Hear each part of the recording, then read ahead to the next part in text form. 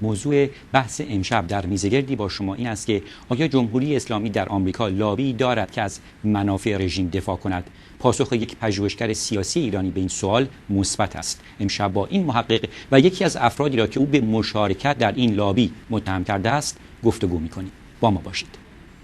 واژه لابی در ادبیات سیاسی به معنای اعمال نفوذ بر سیاستمداران در تمام سطوح کشور است.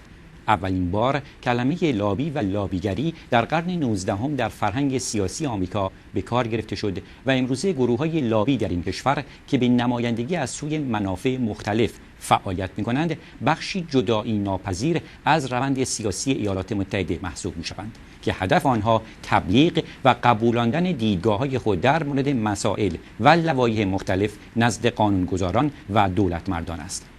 گفتنی است که در آمریکا قوانین سفت و سختی برای کنترل لابی و جلوگیری از اعمال نفوذ بی‌رویه آنها در امور سیاسی، اقتصادی و اجتماعی وجود دارد. در این میان کشورها نیز در آمریکا دارای گروه‌های لابی هستند که این تشکل‌ها برای دفاع و حمایت از منافع خود و تاثیرگذاری بر سیاست‌های ایالات متحده در قبال آنها فعالیت می‌کنند.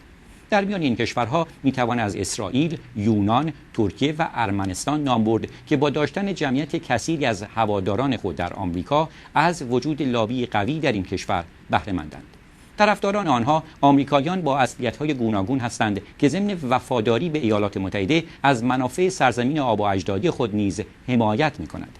در این میان شاید در نگاه اول طبیعی باشد که ایران نیز با توجه به حضور صدها هزار ایرانی یا ایرانی الاصل در این کشور باید تاکنون لابی قدرتمندی در ایالات متحده تشکیل میداد. اما واقعیت چیز دیگری است و به طور کلی لابی ایرانی در آمریکا به دلایل مختلف از جمله نبود روابط سیاسی بین دو کشور مانند لابی گروه‌های قومی دیگر شکل نگرفته است. به گفته مهمان برنامه امشب ما علت این امر این است که چند میلیون ایرانی خارج از کشور افرادی هستند که قربانی سرکوب رژیم جمهوری اسلامی شده و فراریان از جهنمی هستند که این حکومت برای مردم فلک زده ایران رقم زده است و از این رو میل و رغبتی برای حمایت از منافع حکومت ایران در آمریکا که آن را جدا از مردم ایران می‌دانند ندارند. به سخن دیگر اگرچه ایرانیان ساکن آمریکا به سرزمین مادری خود عشق می‌ورزند ولی روی هم رفته علاقه و احترامی برای رژیم حاکم در تهران ندارند. اما حکومت اسلامی نیز خوب می‌داند که با توجه به مشکلات عدیدش در جامعه جهانی و در رأس آن جاه طلبی‌های هسته‌ای رژیم و فشار جامعه جهانی بر آن برای مهار این جاه طلبی‌ها و همینطور پایان دادن به تحریم‌های 27 سالی آمریکا به وجود یک لابی قوی در این کشور نیاز دارد. یکی از اشکالات ایران اینه که در داخل آمریکا لابی نداره. الان صهیونیست‌ها لابی دارن، حتی ارامنه لابی دارن و لابی‌های خیلی قوی دارن. اطلاعات فوق‌العاده هدایت شده‌ای رو به افکار عمومی آمریکا حتی به دولت مردان آمریکا میدن. ایران قدرت لابیش ضعیفه. یعنی ما الان ایرانی‌های بسیار به‌تمام تحصیل‌کرده‌ترین و داره بالاترین درآمد هستن. بله بالاترین درآمد هستن. به نظر من دوستان ما در وزارت خارجه باید تلاش بکنن لابی‌های قوی در داخل خود آمریکا درست بکنن. اگرچه محسن رضایی سال پیش از نبود یک لابی قوی جمهوری اسلامی در آمریکا گله کرد، مهمان برنامه امشب ما با نگارش چندین گزارش تحقیقی معتقد است که رژیم تهران با کمک عده‌ای از حامیان خود اکنون دارای یک شبکه لابی برای تاثیرگذاری بر سیاست‌های ایالات متحده در برابر حکومت است. نویسنده این گزارش‌ها که در سایت‌های مختلف ایرانی در اینترنت و نیز چند سایت آمریکایی منعکس شده آقای حسن داعی‌الاسلام است که امشب در فینیکس آریزونا مهمان برنامه ما هستند. مهمان دیگر برنامه دکتر هوشنگ امیراحمدی رئیس شورای آمریکاییان ایرانیان هستند، سازمانی که خود را مشوق تغییر در مناسبات ایران و آمریکا از طریق گفتگو و درک بهتر می‌داند و گفتنی است که در سخنرانی در برابر اعضای همین شورا بود که خانم مدلین آلبرایت وزیر خارجه وقت آمریکا در مارس سال 2000 شاخه زیتونی برای برقراری مناسبات بهتر با جمهوری اسلامی دراز کرد که البته تلاش وی در این راه به جایی نرسید و امروز می‌بینیم که مناسبات دو کشور همچنان متشنج و دامنه اختلافات گسترده تر از پیش است. بر ترتیب امشب درباره موقعیت لابی رژیم ایران در آمریکا با آقایان حسن داعی‌الاسلام و هوشنگ امیراحمدی گفتگو می‌کنیم. آقای داعی‌الاسلام سلام بر شما در فینیکس آریزونا، خوش آمدید به برنامه امشب ما. با سلام به شما، به همیهنان عزیز، به خصوص ایرانیانی که در داخل کشور هستن و با تشکر از اینکه این فرصت رو دادید که تا بتونیم در مورد این مسئله با هم صحبت کنیم. دکتر امیر احمدی در ایالت نیوجرسی هستند و از طریق تلفن در برنامه امشب حضور دارند. دکتر امیر احمدی، درود بر شما، خوش آمدید به برنامه میزگرد امشب صدای آمریکا. جناب برنامه، درود بر شما و بر شنوندگان و بینندگان گرامیتون. انشالله که بحث مفیدی رو جلوی پیشمون داشته باشیم. آقای دایچاپ، مقالات شما در مورد شبکه لابی رژیم ایران در آمریکا سر و صداهای زیادی رو به راه انداخته. بعد از خوندن این مقالات خواننده ها میخوان بدونن که واقعا حسن دایالاسلام کیه و چگونه به فکر نگارش این مقالات افتاده. بنابراین فکر میکنم به جا باشه که در ابتدا مختصری از سوابق حرفه‌ای خودتون بفرمایید. با تشکر. من متولد جنوب تهران هستم، دانشجوی دانشگاه پلی‌تکنیک تهران که در سال 60 با شروع سرکوب و موج کشتارهایی که در ایران بود مجبور به ترک وطن شدم. متاسفانه در این سالهای زیادی که بوده تا میزانی که تونستم فعالیت‌های خودم رو ادامه دادم، فعالیت سیاسی، به خصوص فعالیت‌های تحقیقی، به خصوص در کنار نیروهای ملی. حدود چند سال پیش من از اروپا به خاطر شغل همسرم به آمریکا اومدم. با تفاوتی که در فضای سیاسی آمریکا و اروپا بود، من خیلی تعجب کردم از نوع برخوردی که با مسائل داخل ایران هست و تفاوت فاحشی که بین اون چیزی که واقعا در ایران اتفاق میفته و اون چیزی که در مطبوعات اینجا و در محافل سیاسی بیان میشه. از همین رو به فکر این افتادم که علت این رو پیدا کنم. از حدود 1 سال پیش اینها رو شروع به تحریر کردم.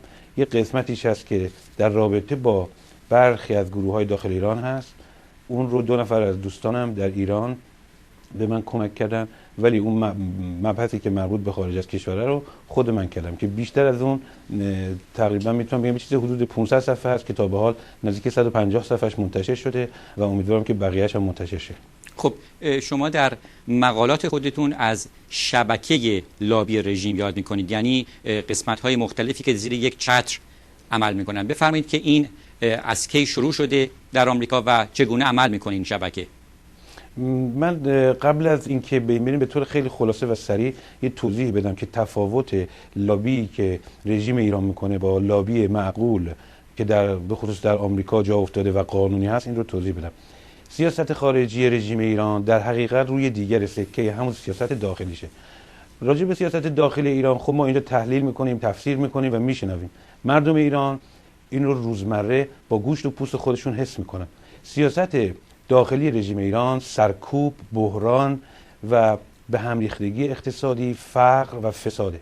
به همون میزان هم سیاست خارجی رژیم ایران صدور بحران و تروریسم بوده. این اساس سیاست خارجی ایران بوده که به جای رابطه معقول با دنیای پیرامون خودش به صدور بحران و تکیه بر ارتجاعی ترین نیروهای موجود در جهان، از حزب الله لبنان، سازمان حماس و همینطور که توی این گزارش که امشب قسمت بعدیش در میاد، نئوفاشیستای اروپا، کوکلوس کلان ها، قاچاقچیان بین‌المللی، دلالان اسلحه و به این نیروها تکیه میکنه. آقای امیر احمدی اتفاقا خیلی خوب در جریان روابط ایران و آمریکا بودن که بهترین شرایط در دوران پرزیدنت کلینتون آماده بود که یک رابطه معقول بین دو کشور ایجاد بشه. دلیلش رو محسن امینزاده خیلی به روشنی، محسن امینزاده معاون وزارت خارجه ایران بود، به روشنی این رو توضیح میده. محسن امینزاده میگه رژیم ایران، سیاست خارجی رژیم ایران که نمیخواست رابطه معقول با آمریکا داشته باشه، اساسش بر ایجاد بحران و تنشه در رابطه با آمریکا. خب این سیاست خارجی رژیم ایران که بر اساس بحران بنا شده، طبیعتاً عکس العمل کشورهای غربی و در رأس اون آمریکا رو به دنبال خواهد داشت. رژیم ایران برای اینکه این کشورها و جامعه بین‌المللی در مقابله با این رژیم سیاستی قاطع رو اتخاذ نکنن، لابی خودش رو راه انداخته. لابی رژیم ایران در اساس بر این قرار داره که با فریب افکار عمومی و سیاستمداران آمریکا این ایده و این تئوری رو القا بکنه که دنیای آزاد به جای برخورد با جمهوری اسلامی ایران باید صبر و انتظار داشته باشه تا خود این رژیم آرام آرام به یک رژیم معتدل، پراگماتیست که هم با دنیای خارج رابطه بهتری خواهد داشت و همین که با مردم خودش مدارا خواهد کرد. این از دوره دوم ریاست جمهوری رفسنجانی در 1993 شروع شد که با تکیه بر اعتدال و میانه روی رفسنجانی شروع شد. در دوره محمد خاتمی با تکیه بر اصلاح طلبی او ادامه پیدا کرد.